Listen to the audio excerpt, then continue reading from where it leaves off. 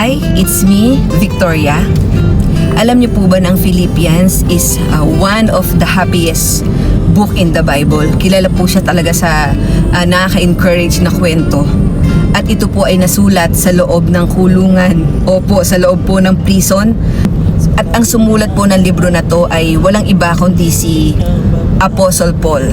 Si Paul po, siya po yung dating si Saul, na si Saul po, siya po yung nagkri-criticize sa mga Kristiyano. Siya po yung, hindi lang basta nagkri-criticize, siya po yung pumapatay sa mga Kristiyano. Ibig sabihin yung galit niya talaga sa mga naniniwala sa Panginoong Jesus, matindi.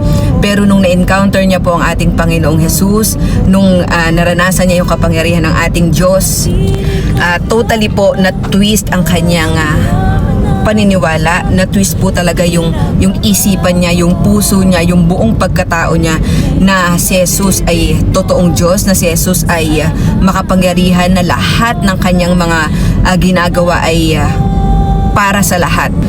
At yun nga po, nabanggit ko na nagawa po yung libro na to sa loob ng kulungan. Bakit nga ba siya nakulong or bakit nga ba sila nakulong? Kasi meron po siyang kasama. Ito po ay si Silas. Si Silas po isa sa kanang kamay niya.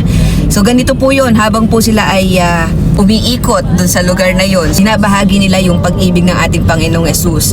Meron pong isang babae na ang trabaho niya ay fortune telling. Fortune teller po siya, pero meron pong isang tao na humahawak sa kanya. Kumikita po yung tao na to sa pamamagitan ng babae na nagpo-fortune telling. Tapos habang lumalakad po sila, sa maraming araw daw po, laging sinasabi ng babae na to na ang mga lalaking yan ay lingkod ng kataas-taasang Diyos. Sinasabi nila yung daan para sila ay maligtas. Eto raw pong babae na to, sa maraming araw sinusundan sila at yun yung laging sinisigaw ng sinisigaw.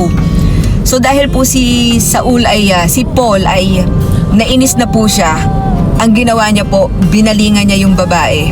Kinausap niya yung spirit kasi ibig sabihin possess siya ng masamang espiritu At sinabi niya dun sa spirit, in the name of Jesus Christ, I command you to come out.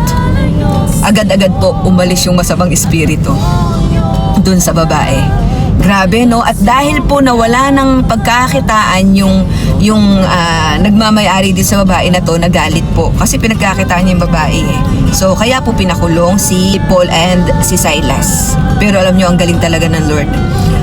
Habang nakakulong po sila, nag-worship sila sa ating Panginoon, nagkaroon po ng earthquake.